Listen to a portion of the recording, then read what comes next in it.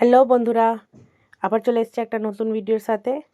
ভিডিওটা হচ্ছে আমরা যাচ্ছি ইন্ডিয়া গেট, 3টে জেনারেশন মিলে, আমার মা, আমার মেয়ে আর আমি 3জনেই বেরিয়ে পড়েছি। এই যে ইন্ডিয়া গেট।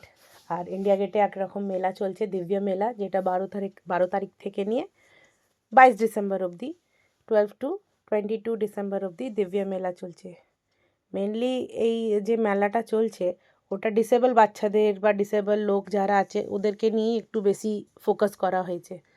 তো ভিডিও আগেও দেখতে পাবেন ওদেরই স্পেশাল কিছু পারফরমেন্স। তো দেখার জন্য ভিডিওটা লাস্ট অবধি দেখবেন। আর আমাদের ভিডিওটা কেমন লাগলো আমাদেরকে একটু কমেন্ট করে নিশ্চয়ই জানাবেন। এই যে আমাদের প্রায় ইন্ডিয়া গেট পৌঁছবো হয়েই গেছি। সুপ্রিম কোর্ট পেরিয়ে আমরা প্রায় এসেই গেছি। আর আমরা বেরিয়েছিলাম ঘর থেকে প্রায় 4টে, আর আমাদের বাড়ি ফিরতে ফিরতে হয়ে গেছিলো 8টা বেজে গেছিলো।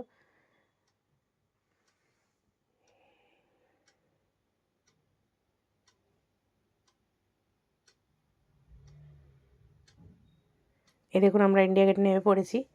এবারে মেন আমাদের ফোকাস ছিল আমরা যেটার জন্য এসেছিলাম দেখতে, যে দিব্য মেলাটা। আর ওখানে অনেক কিছু হাতে তৈরি করা জিনিসও বিক্রি হচ্ছিল, খাবার স্টল ছিল নানান দেশের। তো এগুলো দেখার জন্যই এসেছিলাম। আমি প্রথমবারই এসেছি, আমি আগে কোনো দিন এমনি দিব্য মেলায় আসিনি ইন্ডিয়া গেটে। এমনি ইন্ডিয়া গেট আমরা অনেকবার ঘুরতে এসেছি, প্রায় আমরা চলে আসি ইন্ডিয়া গেট। কোথাও যাওয়ার জায়গা হলো না, চলো ইন্ডিয়া গেট ঘুরে আসি। তো দেখতেই পাচ্ছেন রবিবারে, তবুও এই সময়টা একটু খালি ছিল, এর পরে আরও ভিড় ছিল।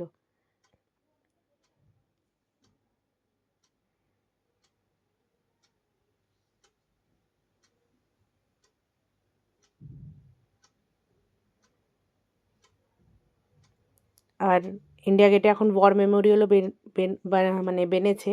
তো যারা আপনারা দেখেননি বা দিল্লিতে ঘুরতে আসবেন তো এটাও দেখে যাবেন, এটাও খুব সুন্দর ওয়ার মেমোরিয়ালটা।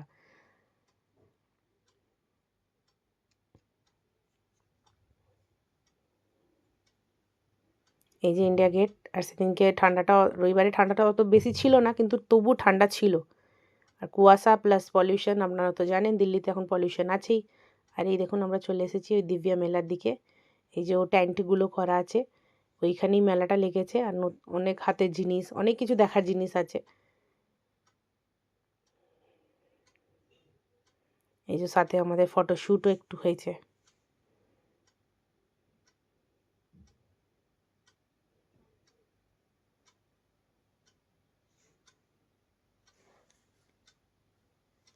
দেখছেন কত ভিড়। আর বিশেষ করে হয়তো রবিবার, ওই জন্য আরও ভিড়। আর এমনিতেও ইন্ডিয়া গেটে ভিড় থাকেই, আর এখানে যেহেতু মেলা লেগেছে, মানে মেলা মতন লেগে আছে, ওই জন্য একটু আরও ভিড়। এই যে বাইস্কোপ, মনে আছে ছোটোবেলায় আমরা দেখতাম, 90s কিডসরা তো দেখেছে, আমিও যখন ছোট ছিলাম 1 টাকা দিয়ে ওই দেখতাম উঁকি মেরে।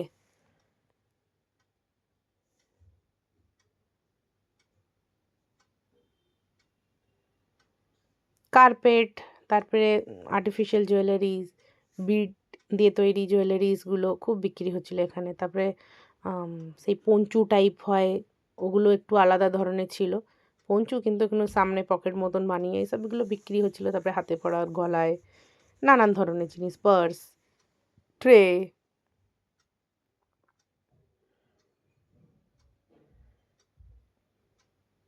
তারপরে একটু গান।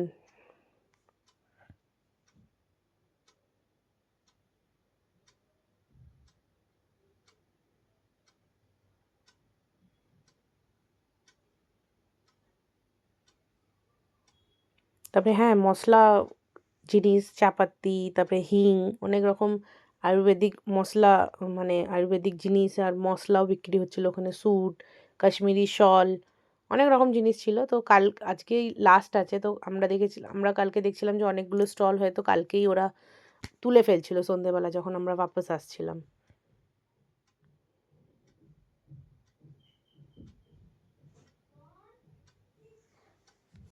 আর ভিড় খুব ছিল। এই যে আমি পঞ্চুগুলো বলছিলাম না, এই দেখুন এই যে সাইডে ওইগুলো ওই পঞ্চুই হচ্ছে।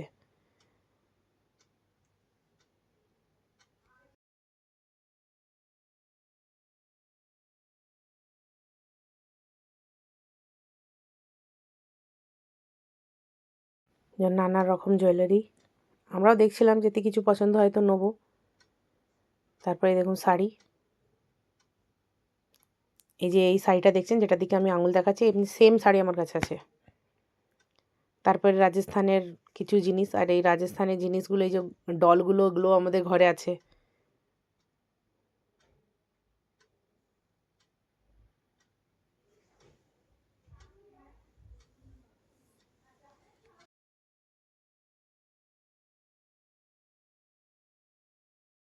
তারপরে পেন্টিংও ছিল ওখানে, পেন্টিংও বিক্রি হচ্ছিল, নানান ধরনের কাঠের জিনিস,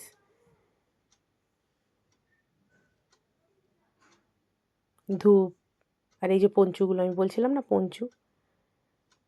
তারপর দিল্লিতে পলিউশন, তখন জায়গায় জায়গায় মাস্ক বিক্রি হচ্ছে।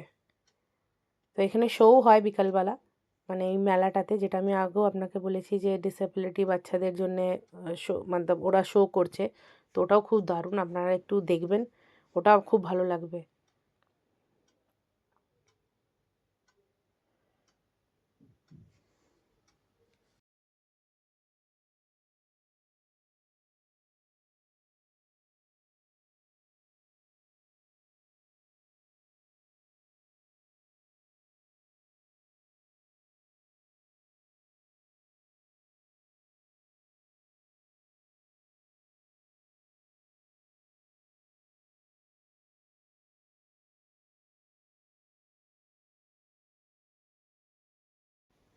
এই যে এবার চললাম ওই যেখানে ফাংশন হয় সেই দিকে।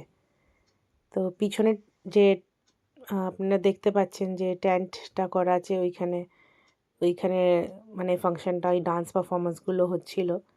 তো আমরা ওখানে গিয়ে বসে একটু দেখেছি। তো দেখুন, আপনাদেরকেও আমরা দেখাবো। ভিড় দেখুন, এই যে এই বাচ্চাগুলোকে দেখছেন, যারা হুইল চেয়ারে আছে বুঝতেই পারছেন ওদের যে পাগুলো অত কাজ করে না ভালোভাবে। আর যে মেয়েগুলোকে দেখতে পাচ্ছিলেন যে সেজেগুজে দাঁড়িয়ে আছে, ওরা কিন্তু শুনতে পায় না, আবার বলতেও পারে না।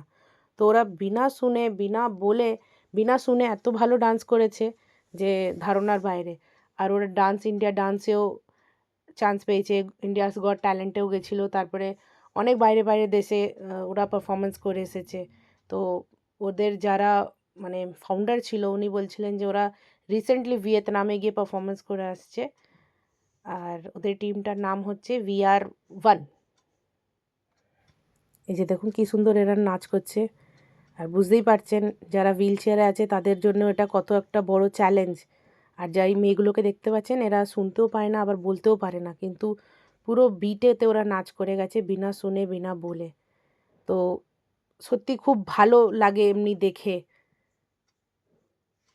তো আমি এই গানটা আপলোড করিনি, যেহেতু কপিরাইটের স্ট্রাইক এসে যায়, আপনারা জানেনই ভিডিওতে কপিরাইট থাকে। তো আমি আলাদাভাবে এদের পারফরমেন্সটা আমার পেজে আপলোড করব।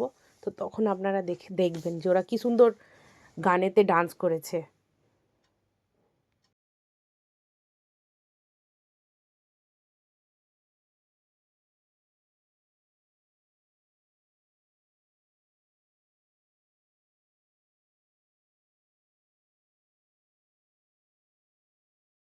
এই যে এনাকেও আপনারা চেনেন হবে, ইনি অনেক বছর আগে ডান্স ইন্ডিয়া ডান্সে এসে পারফর্ম করেছিলেন। তখন সবাই জাজরা খুব তারিফ করেছিল এনারও, যে এমনি হয়ে এত সুন্দর, যেমনিই ডান্স করুন কিন্তু ওনার খুব ডান্স, আর এত উনি চেষ্টা ডান্সের প্রতি, তো খুব তারিফ পেয়েছিলেন। এ দেখুন কত ভিড়। আরও পারফরমেন্স হচ্ছিল, কিন্তু প্রায় ওখানে 6:30 বেজে গেছিলো বলে আমরা আর রুকিনি, সন্ধে হয়ে গেছিলো। এই দেখুন এই বাচ্চাগুলো অমনি, ওরা বলতে পারে না, শুনতে পারে না। তো খুব ভালো লেগেছিলো, আমাদের তো খুবই ভালো লেগেছে। আর ওখানে যারা ছিল ওদেরও আমরা দেখেই বোঝা যাচ্ছে যে সবার খুব ভালো লাগছে ওদের পারফরমেন্সগুলো দেখে। এ দেখুন ইন্ডিয়া গেটে, আপনারা জানেন কি জানেন না জানি না, এখন ইন্ডিয়া গেটেও ফুড কোর্ট খুলে গেছে, আর রিজনেবল প্রাইসেই পাওয়া যায় ওখানে খাবারগুলো। তো একটু ওই ফুড কোর্টের ভিডিও আপনাদেরকে আমি দেখালাম, শেয়ার করলাম। এবার আমরা চলে যাচ্ছি যে ইন্ডিয়া গেটে যে দিব্য মেলাটা লেগেছিলো ওর ফুড কোর্টে। তো একটু ভিডিও বানিয়ে, তো এবার আমরা যাব ফুড কোর্টের দিকে। তো ফুড কোর্টের ও খাবার অনেক রকম ছিল, অনেকগুলো ফুড কোর্টের স্টল ছিল না, উঠে গেছিলো, যেহেতু আজকে লাস্ট ডে, যেদিন মানে আজকে 22 তারিখ, আজকে লাস্ট ডে। তো 21 তারিখে অনেকগুলো ফুড স্টল যে হচ্ছে খালি হয়ে গেছিলো। তো ওখানে যেমনি রাজস্থানের খাবার আছে, উত্তরাখণ্ডের খাবার আছে, হিমাচল প্রদেশের রাজমা চাওয়াল আছে, নানান স্টেটের নানান খাবার।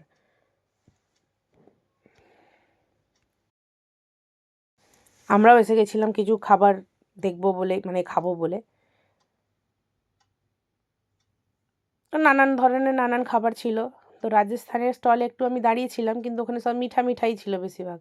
মিঠা লাড্ডু, হালুয়া, তারপরে মিঠি কচৌড়ি। আর ভিড়ও ছিল যেহেতু, তো ওখানে বেশি আমি দাঁড়াইনি। এই দেখুন রাজস্থানের স্টলটা। লঙ্কার পকোড়াগুলো একবার ভাবলাম যে একটু নেবো, কিন্তু খাইনি। আর আমার সঙ্গে আমার মেয়ে গেছিলো, যেহেতু ওর এইসব তো পছন্দ না, ওর একটু আইসক্রিম, আবার এই ভুট্টা, এই দেখুন এই খেয়ে আমরা এবার রওনা দেব বাড়ির দিকে। ঘোরা হয়ে গেছে, তখন প্রায় 7টা বাজে, 7টা 7:30 বাজে। এই যে আমরা এবার বাড়ির দিকে বেরিয়ে পড়েছি। আমাদের ভিডিওটা আপনাদের কেমন লাগলো একটু কমেন্ট করে জানাবেন। Thank you, by.